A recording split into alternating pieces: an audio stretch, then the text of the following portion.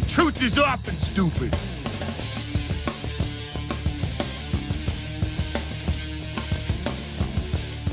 Trust the fuckhead.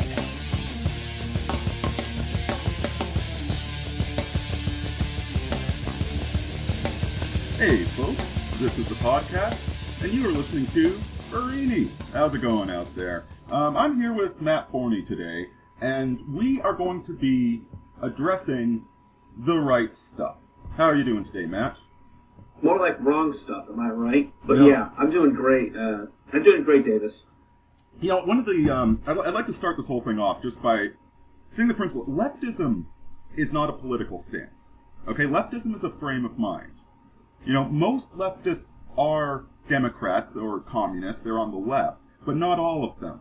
This is actually one thing that has frustrated a lot of genuine people in the Libertarian Party, or in the anarcho-capitalists, guys like Christopher Cantwell with the Free State New Hampshire project. And yeah, I disagree with the guy on a few things, but he's doing God's work out there. There's a lot of people that basically join those movements because they can't compete in the Democrat Party. And this is a concept. I want to get back to this later. But the podcast we're addressing, it was basically just them talking smack about you and myself, and particularly they bringing up the AmRen conference. So you were just recently at AmRen. How did it go, my friend? AmRen was absolutely fantastic. I mean, aside from a few niggles here and there, I don't want to rehash drama, but I met a lot of cool people. There were some great speakers, had some great times. I smoked Cuban cigars for the first time with my friend William Rome, as well as Scott Terry, another blog that's part of the internet. I managed to become best buddies with Matthew Heimbach, who is a major white nationalist activist, but a really nice guy at heart. Despite our differences, and despite the differences I've had with other people, we all got along just great. The only guys I didn't get along with, well, that's the thing. I met both Bulbasaur and Michael Enoch at the conference. To my face, they were extremely polite, and what's the term? They were polite to me. They were extremely nice. And Enoch told me straight up that he didn't want to rehash internet drama. And it was like, it was in the past.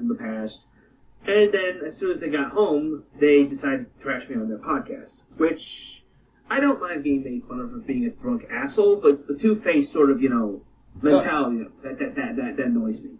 Be polite to you in person, and then go and talk smack about you behind your back. And let's be clear. Now, first of all, this is not The View.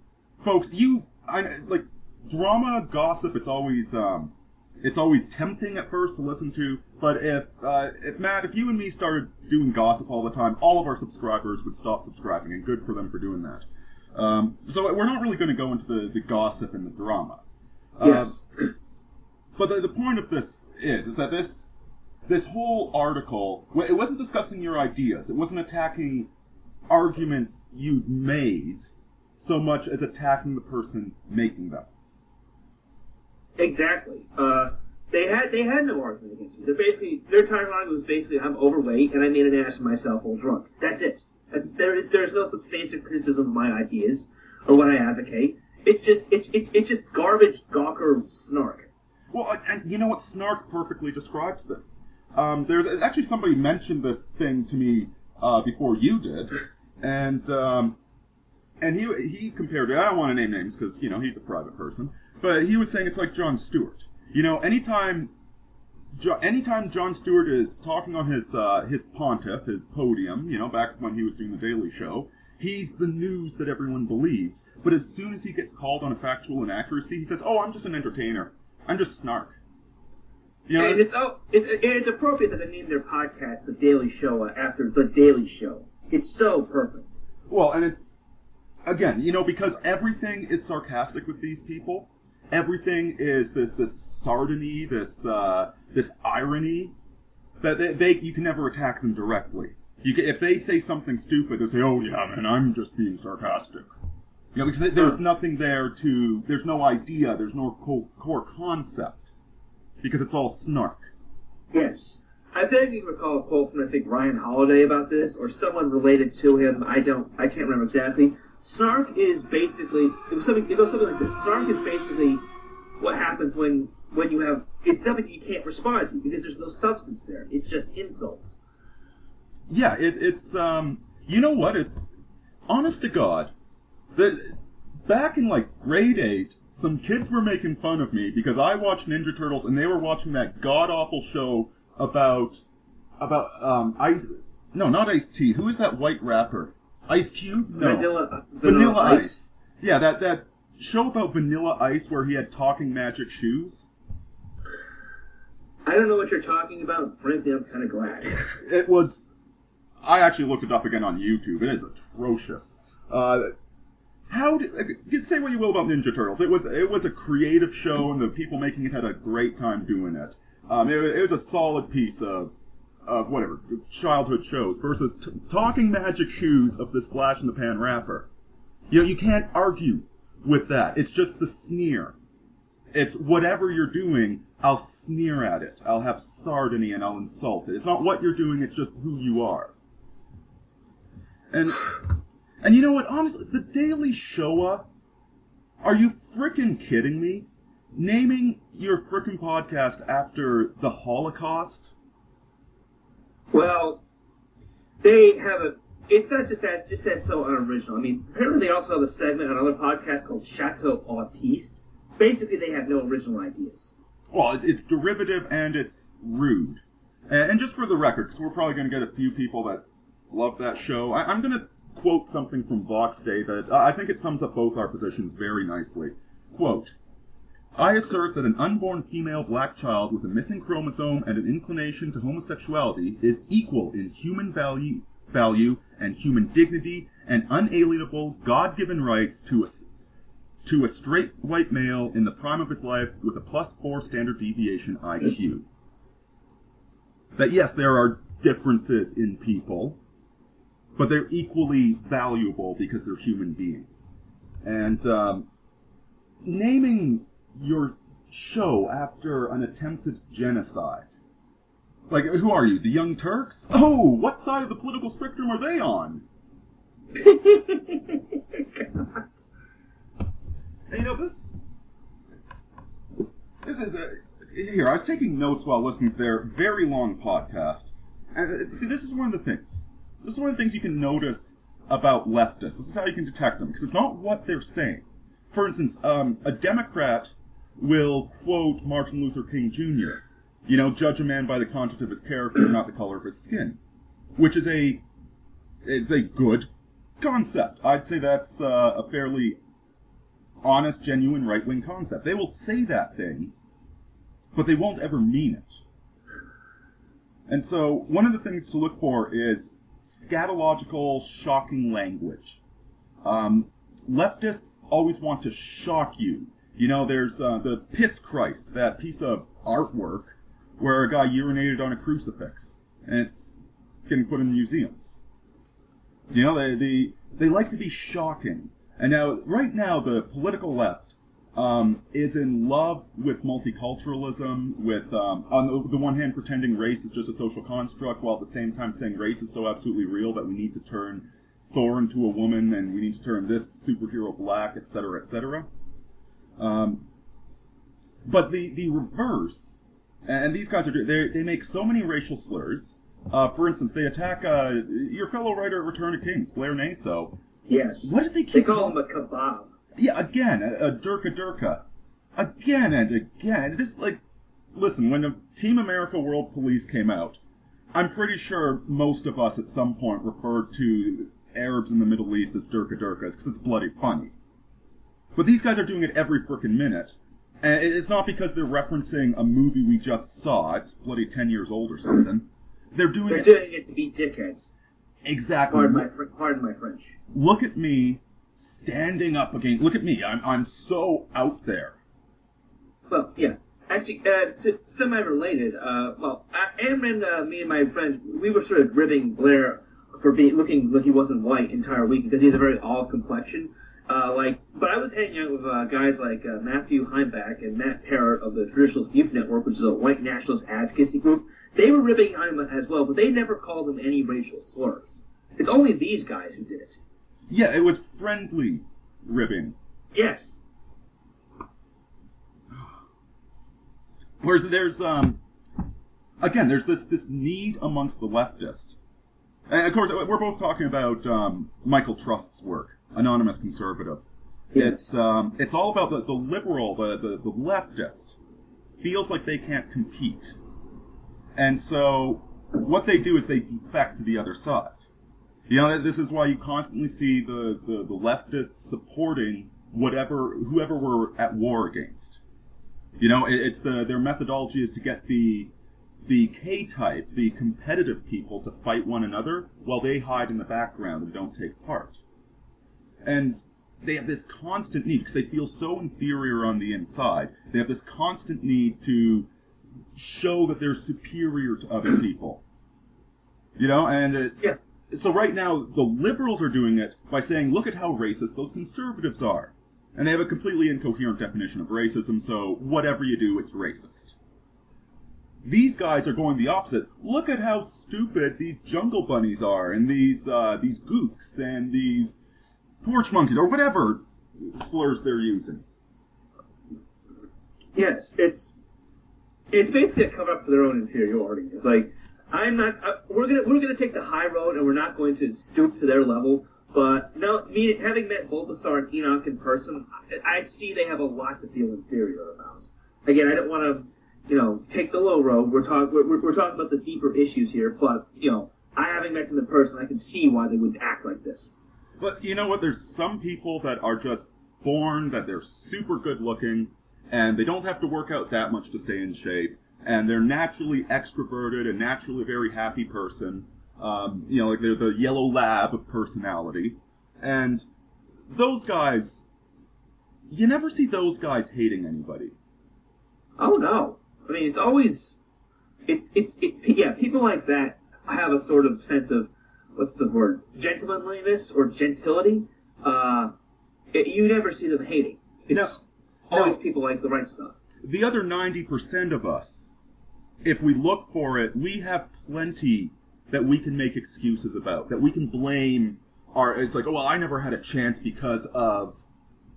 And then we can be bitter, and we can be jealous, and we can be snarky, and we can deride anybody that isn't being bitter, jealous, or snarky.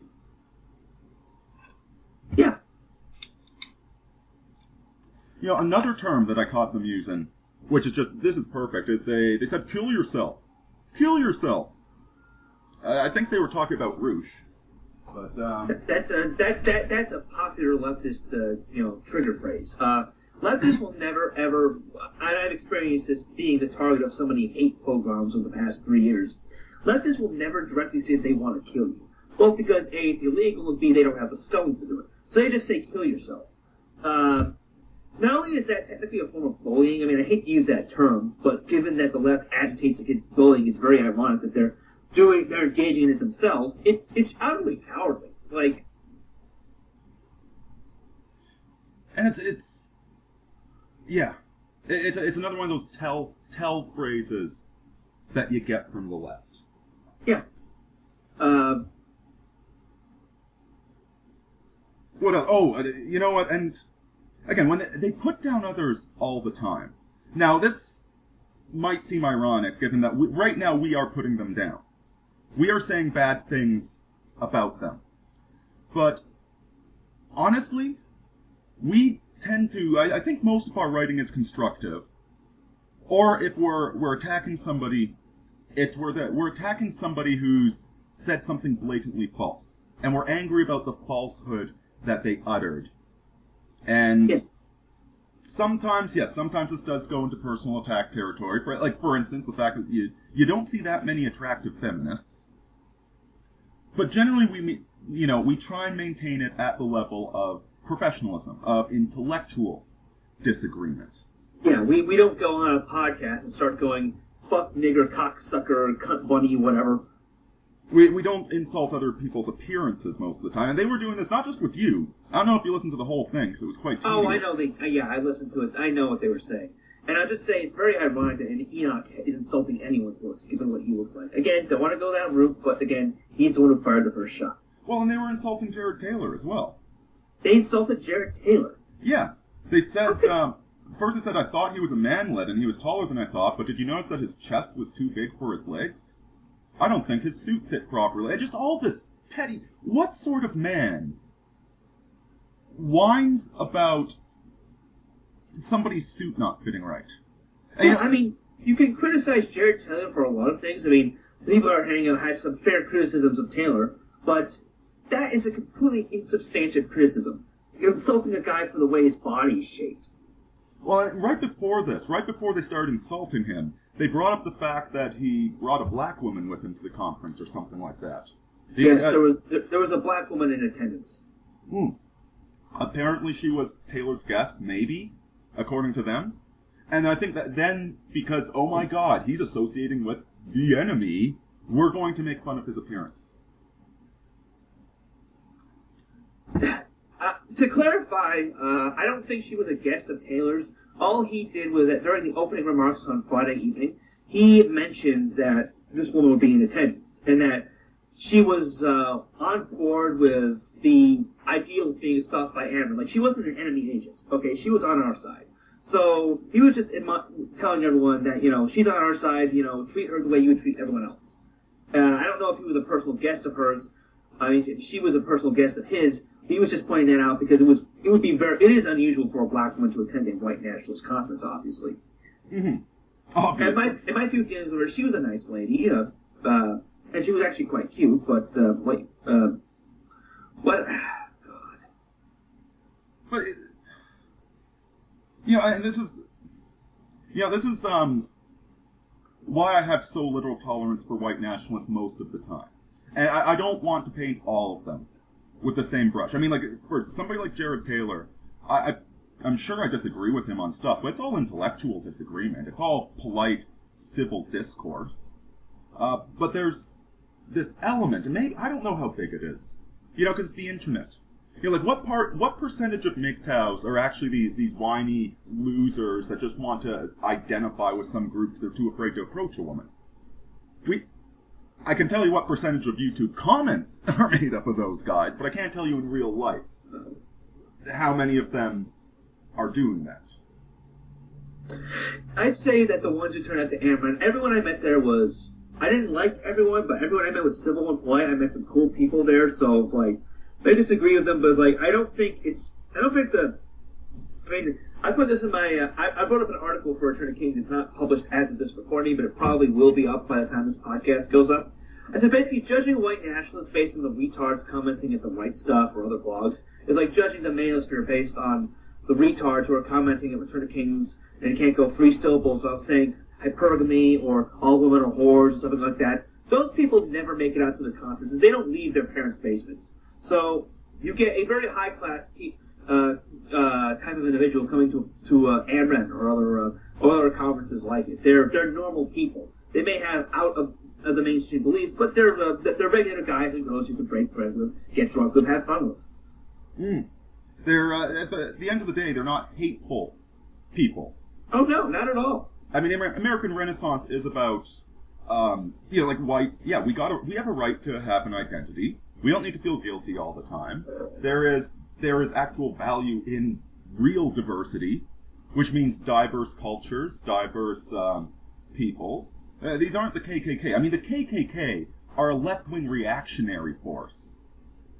Yes. They are leftists. They can only resort to rabbity violence. See, the K's honorable combat. Like, you know what? When I met Paul Elam at where was it? The MU. It was in whatever. It was last September. Yeah, I had my guard up at first, but I was civil with him, and I wasn't about to go home. If he said something I didn't like, I would have said, well, I disagree for these reasons, but this is your conference. I don't want to be disrespectful. I wouldn't have gone home and written a blog post about, oh my God, he looks so fat. No. If I had anything to say to him, I say it to his face. But these rabbits, they need to gang up and outnumber somebody. And so while they're sitting at home, after meeting you, when they're back in their hotel room, and it's all in the past, then you see the violence come out. Oh, yes. It's like, as I said, to expand on the whole sort of case like the minority thing, The other major minorities I met there were Puerto Rican nationalists. And again, they were just as accepted as everyone else. I spent some time hanging out with them in my hotel room afterwards. They were cool guys. It's like, it was, as I joked in the ROK column, there was more diversity at the AMRAD conference than there were among the anti-racist protesters who came out on Saturday night. And that doesn't surprise me at all, because, I mean, ultimately this whole multiculturalism thing is, it's not about merely white hatred. It's hatred of all races. You know, it's forcing everybody to homogenize, to conform, to become a useful cog in the corporate machine. You know, it's run by people, it's run by R-types who are terrified because they can't compete at the end. Yeah. And so they want to force everybody to be the same. Yes. Actually, there's a perfect anecdote I can recall here. A few years ago, before he died, Lawrence Auster of View from the Right had a bit of commentary on John Lennon's song Imagine, which everyone seems to think is some kind of anthem of love for the human race. Auster made the point that Imagine is actually an anthem of hatred, because Lennon is heaping hatred on the world as, in that song, he's heaping hatred on the world as it exists. He's heaping hatred on the things that make humanity unique, and he wants to destroy all that. That's basically how these rapids function. They hate humanity as it exists. They hate the natural, or should I say, ideal state of humanity in a case-selected sort of competitive environment. So they are trying to undermine that in their own rabbity way. Exactly. And now, in the cases of leftists that are ostensibly on the right, you know, again, they will repeat all the same phrases. In fact, earlier in their podcast, they talked about making fun of people just to make yourself feel better. They were looking down upon liberals for doing that. And then they did that throughout the whole bloody thing. These are guys, they aren't on the right because they're conservative. Let me rephrase this. When you're a young man, being humble and conservative, that speaks very highly of you. You know, like when I was in the military, I had all of these friends that were saying, I wouldn't join the military, it's just Bush's war, or whatever. You know, all this left-wing rhetoric, I'm smarter than the establishment. And even at the time, I was much better read than any of these people. But when I was 21, I was well aware of the fact that I don't actually know that much about how the world works. And so maybe I should shut up and listen to my elders. You know, that sort of conservatism is really good. But that's not what we see with the guys in the right stuff. And it's not what we see with a lot of these MGTOW guys, these neo-MGTOW guys. What it is they are conservatives because the mainstream is liberal. They are rebelling against the mainstream. You know, just like the hippies rebelled against the establishment by what? By doing love-ins? By sitting in parks? By doing drugs and having casual sex? Yeah. These guys are rebelling against the leftist standard. It's pointless, mindless rebellion with no deeper cause behind it. I can say for a fact right now, if Bulbasaur or Enoch had been born in the 40s and grown up in the 60s, they would be bra-burning radical Marxists. They have no inner core of conservatism, no inner core of philosophy, the right stuff guys. They just want to transgress for the sake of transgressing, for that little immature thrill of pissing off the normal people. Yeah, not actually standing up for something. Not actually like marching, like the Million Man March, you know? That was actually kind of ballsy. You know, that was a little bit dangerous. That's not what they want to do. They want to have the perfectly they're just doing it on the internet. Yeah, and there's actually one of the guys, I can't remember his name, but I used to chat with him, because I used to know all these guys. And he was actually telling me at one point that he was getting really interested in Marxism. This guy had gone, you know, at 17, he became a dyed-in-the-wool neo-reactionary. And then, before he turned 19, he was thinking about being a Marxist. No, you're looking for an identity because you don't have one already. It's this guy on Twitter. I mean, I forget his handle, but I remember seeing someone on the Twitter commenting that his description says, former neo-reactionary, now a Marxist or something. Do you remember his handle? I don't remember his handle. not sure if we should give him attention anyway, but basically it was like, what the hell? If you flip from neo-reaction to Marxist, it's pretty obvious that you're just searching for a ideological peer to tether your vote to. It's not out of any sort of conviction.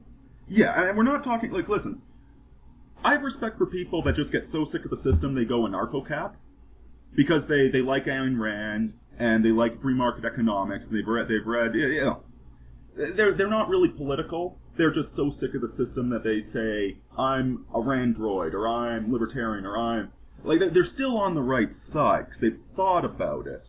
You know, they have opinions, they're just sick of the game. You know, that's not what we're attacking here, and everybody changes their minds. We're talking about the people that are just, they don't even know what the ideology is all about. They're just grabbing it because of internal metrics. Again, it's not what leftists say. You will not spot a leftist by their language. Yeah, I was actually talking with a couple of Mexicans the other night at the bar, and they were so liberal. They thought conservatives were completely evil. But they themselves were not pussies. They were not R-types. They were K-type. It's just that, obviously, the Democrats pander to certain ethnic groups, certain economic classes. You're going to find a lot of working-class, blue-collar guys on the East Coast that vote Democrat, for instance. Oh, yeah. But it's why they do it. It's how they say all these things. All right, now, you know what? Again, I don't want to get into the drama. And let's not mention any names here. Yes. Because, listen, the other two, you and me are public assholes, okay? Yes. We are public figures. People can draw porn of us. They can do whatever. We can't stop them. But private people should be left alone. Exactly. So, they brought up the whole Renegade thing from a couple years ago. Which, for you, those of you that don't know, and we're not going to go into too much drama, I actually need to correct myself, because the other few days back, a couple weeks back, I said something incorrect, that I was sleeping with a divorced woman. No, I was sleeping with a divorcing woman, who was divorcing her husband on not a no-fault divorce. It was divorce on grounds that probably would have carried through in 1850. And ultimately, well, you know what? You knew the couple in question as well. Yes, I did. And so I'll let you, you know, I mean, like, looking back on it, kind of wish I hadn't even gotten involved in it. And, you know, now I tend to have more of a Catholic ethos about things. So if I was in the same situation, I'd say, you know what, well, you married him, suck it up, deal with your shitty life. But, you know, under any system, even the Catholic Church recognizes annulments in some conditions. So I think the standards of 1850 are fairly reasonable. You know, it's like 85% of divorces are driven by women, but there's that other 15%. This was a 15% case. The husband did earn what was coming to him, I'll say that much. And there we go, yeah, and there's really no...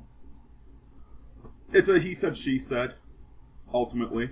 Everybody that knows both parties seems to agree with me. They're all friends with the husband, so they completely agree with him. But ironically, did you catch what they said about asymmetrical warfare? I missed it. What did they say about it? Well, they also said that he can go kill himself along with Roosh, but... What?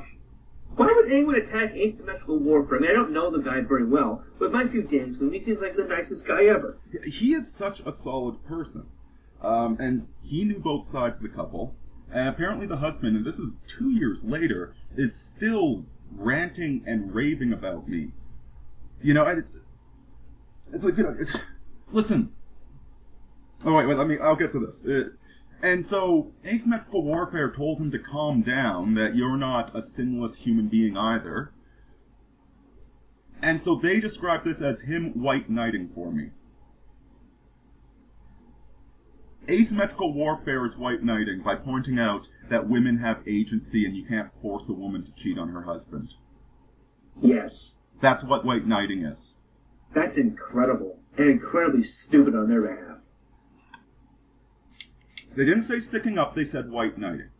When by definition, like, You know what? Maybe if you are just an absolute dirt, like a terrible, like one of those pimp. For instance, Casanova. I was just reading this the other day. Casanova was actually a total left-wing scumbag degenerate, and same like he was basically like most pimps nowadays, and so not really somebody you want to base your life off of. You can analyze him to see which techniques work, but you don't want to become him. Yes. So maybe somebody like that, who runs a brothel, like Littlefinger, basically. Somebody that, Littlefinger on Game of Thrones, somebody who's an amazing manipulator could target a married woman and spend months undermining her to convince her to cheat on her husband, which she immediately regrets and runs back to him. I'm not that good.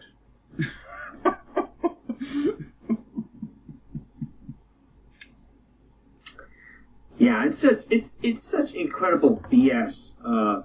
Basically, and I got it as well in this little feud because when it happened, I stuck up for you or Mike, I didn't so much stick up for you as I mocked the Right Stuff guys for obsessing over like a bunch of drama queens. And apparently they proved the initial impression I had right because number one, they're still talking about it 2 years later, and number two, like I said, when I met Enoch at Amran, he specifically told me, it was internet bullshit, it's in the past, let's forget about it. So then they talked about it on the show. Basically, he lied straight to my face. Michael Enoch lied to my face about this. And again, it's not like they're more or less confirming the impression I had of them before that, so it's not that surprising, but it's just incredible. And these are the people who talk about the patriarchy and being fathers of families and building a society, yet they act like little girls when it comes to these issues. Gossipy little girls. Well, they even put an entry on me, about me, on their lexicon of terms. Davis Arini, degenerate scumbag, or something like that. I mean, Jesus. I am that, apparently I am that important that I get an entry up there with Moldbug and Ebola. Because... I'm shaking my head right now. Jesus Christ.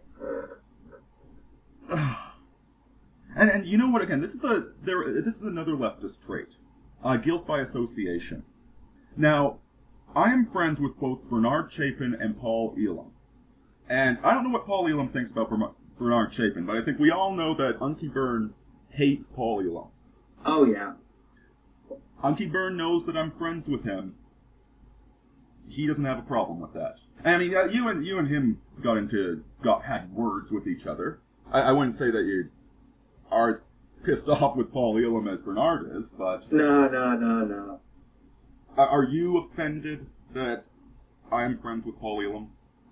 I disagree with the man, but I don't care, man. I know who you are. I know you're a solid guy. You've pulled my ass out of the fire many times, so it's like, it's fine by me. Exactly, and we can all disagree on certain things. This leftist guilt by association. Honestly, listening to their podcast is a lot like listening to NPR radio. It's NPR used 4-letter words every 5 seconds. Well, I might have told this story before, but I was driving through the Midwest, and this radio program came on that started with the Sinatra song My Way. I'm like, oh, this must be a good radio program. And then the announcer comes on and says how he never liked the line in My Way, regrets I've had a few, but then again too few to mention. He hates that line, because everybody has regrets. And then it turns into this art program where there are these they're halfway between short stories and radio dramas, basically on the level of If You Were a Dinosaur, My Love. And each one is about failure. There's one guy his wife died and he left the church, and then he just broke and he had to give his children to a foster home, and he's just broken the rest of his life. The other one's about this idiot that went to prison and just complete failure. It was these shows about failure. I'm like, is this NPR or something? And sure enough, as soon as the program was over, you are listening to NPR. Another trait that you can tell. This is how you can tell you're listening to NPR without hearing the announcement. is that anytime they talk about people, about prominent figures, about politicians, etc., on NPR, they will say, well, this politician is doing this to impress his electorate, to say that he's strong against abortion. You know, he just wants them to have this impression. It's all about what people think, what people perceive. It's never about value. It's never about argument. And they were doing this throughout their podcast.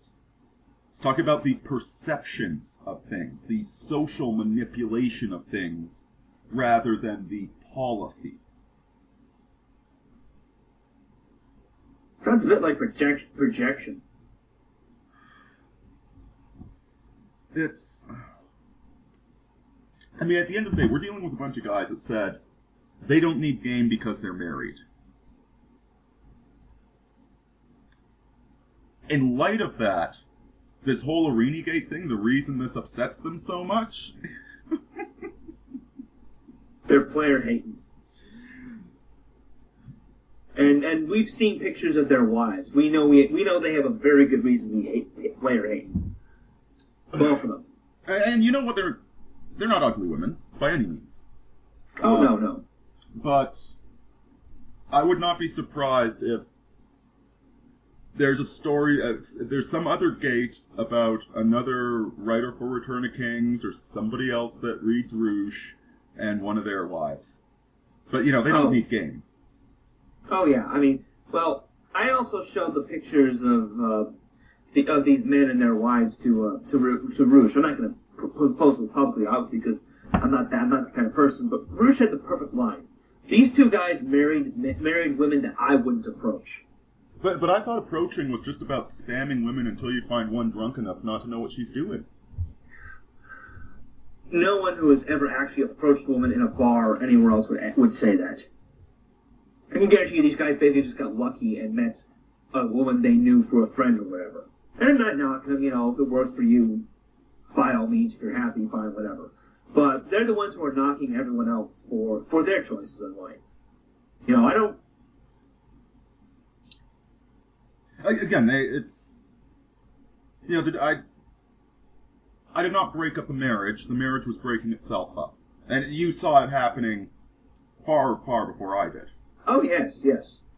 At best, you were a catalyst. At best. The reaction was waiting to happen.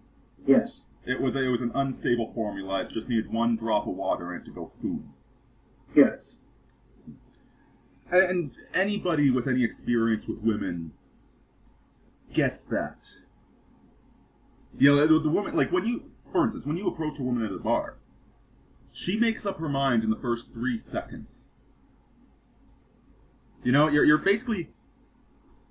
You have many opportunities to fail after that. You know, if you walk up to a woman wearing a clown suit, you've already failed. You're not going to pick her up. You know, so you do need to dress... You need to dress in some sort of manner that's appropriate, whether it's, you know, club wear, if you wear a suit, or if you... You know, even guys like Mystery can get laid, for God's sake. But she makes up her mind. You know, you don't trick a woman into sleeping with you, whether she's married or not. And the same thing, when a woman leaves you, she's already made the choice. She made the choice like 3 weeks before you break up. Yes, and she was busy lining up another man in the process. And that's just how women are. And quite frankly, you know what? Women only have so many eggs. They dry up quickly. They do not have time to sit around moping and being romantic the way a guy would. As Mencken would point out, they are an eminently practical sex. I forget who said this in the Manosphere, but it's like, most people have the causality reverse. It's men who are the romantic sex and women who are realists. Yeah. I mean, what does every guy dream about doing? Getting a dog and a rifle and a horse and then just going off into the prairies. Living off the land! How idiotically romantic is that? What do women dream about? A house in the suburbs that's near a good school and on the bus lines and that has a Walmart a practical distance away that isn't too close to the ghetto.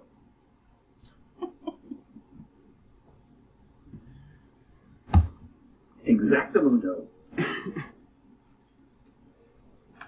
So you know what? I think in about 40 minutes we just tore up pretty much everything that they. Is there really anything else to cover? I think we got straight to the heart of the issue. Yeah, I thought we'd have more to say because they went on for 2 bloody hours. 1 hour about the two of us. Well, that's just another more evidence of the fact that they're sloppy thinkers. You know, I believe it was Orwell who stated that muddled prose is indicative of muddled thinking. And in the particular case, if you're the kind of person who spends 2 hours saying what you could just as easily say in 3 minutes, it's evidence that you have a very undisciplined and uneducated mind. Yes, completely agree. And, you know, I'm just going to go over the bullet points I wrote quickly, because there's a couple of things we didn't cover. But, yes. For, like, leftist traits. Number 1, putting down others to feel superior about yourself. Now, this isn't putting down others for doing something evil or wicked, or for... Like, for instance, social shaming used to have a really good role. That somebody did something terrible, we put them in the pillory.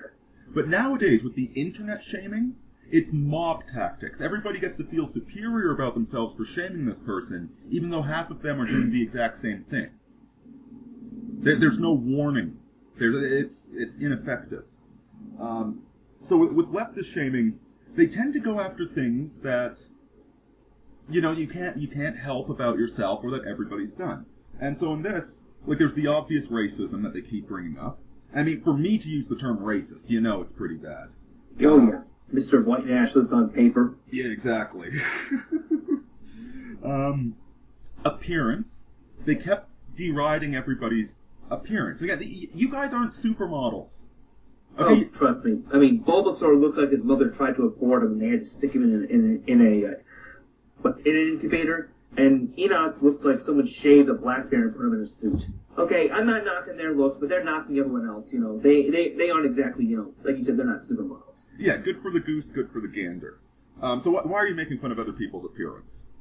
And the good look, Jared Taylor's, he's pretty good looking, and you know, I'm not an expert, but oh, I shook his hand. He's very good looking for his age. Yeah, he is a handsome man. Drunkenness. They were just giggling when they're going on about you and Blair Naso being drunk. And you know, Blair Naso did make a bit of an ass of himself. Well, another thing I have to mention, at the incident that Blair Naso got into at the honky tonk bar, they weren't there. They heard all about the second hand. And they're gossiping about second-hand information. Yeah. And quite frankly, what man, if you haven't ever gotten drunk and made an ass of yourself, you're not a man. You know, men are supposed to sin by commission. We're supposed to do stupid stuff that we regret and then learn from it. If you've never gotten drunk and done something embarrassing and stupid that you had to apologize for, and like a man, Blair Naso did apologize. Yes, he did. And again, the worst thing I did while drunk that they witnessed was, I think I said something to a girl like, "Wow, you're pretty." That's it, really. The worst part things I got into hammering when I was drunk, they weren't around, and I've done far worse drunk shit in the past. Oh God, we all have. I mean, who are these little choir boys that have never made an ass of themselves while drunk? You know, I know good choir boys, and they've made asses of themselves while drunk. It's part of the growing process. You're not being a good person. You're being a pussy. Yes. There's there's the two ways that leftists will laugh. They have the scared laugh, the I'm smarter than you laugh, the quiet laugh. But then they have the real cruel and braying laughter. And all the laughter in this podcast was braying. Scatological language, we covered that. Shocking. They love wallowing in filth. They love obsessing. So, again, and this kind of goes back to drunkenness. I mean, we've all seen one of our friends being drunk, or one of our girlfriends. We've all dated a girl and she got drunk and acted like an ass. Acted like a spoiled 12-year-old child. Yep. And we might tell her the next day, it's like, you were so-and-so last night. You know? but we don't obsess over it. You know, we've all been in embarrassing situations. We don't enjoy seeing people miring in their own filth. We don't giggle over it all day long. We might point it out and say, "You're an idiot." But that's it. It's a left, like, the feminists go out of their way to find stuff that's offensive to them. Yes. And that's what these guys are doing. They are wallowing in how offensive you behaved when you were drunk. Oh my goodness, Matt Forney was drunk. Won't somebody think of the children? Yeah, that's another leftist trait too. If they can't find anything objectionable about you at first glance, they'll nitpick irrelevant stuff out of, context. Like, every time a feminist or a leftist gets upset with one of my articles, they'll point out, like, a spelling or typo error, and it's like, "Oh, you used the wrong form of then. You're an idiot." It's completely irrelevant to the point that I'm making. Yeah, or they point out one personal foible. Yes. Again, these people must be really righteous human beings. They must be up there with Christ to be so aware of everybody else's flaws, eh? If Christ, they're Christ. If Christ dropped racial slurs every 5 seconds.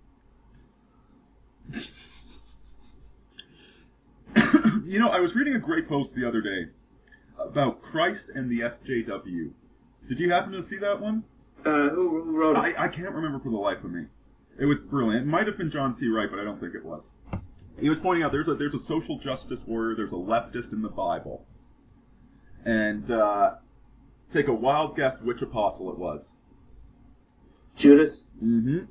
So Jesus shows up at this lady's house, and the one of them is just like nattering, and the other is just so honored to actually meet Jesus that she gets some of these scented oils and washes his feet with them. And Judas says, "Couldn't you sell that oil and give the money to the homeless?" And Jesus says, "Shut up, man. She's doing this out of the kindness of her heart. Stop being a concerned troll." That's a quote from the New English Testament.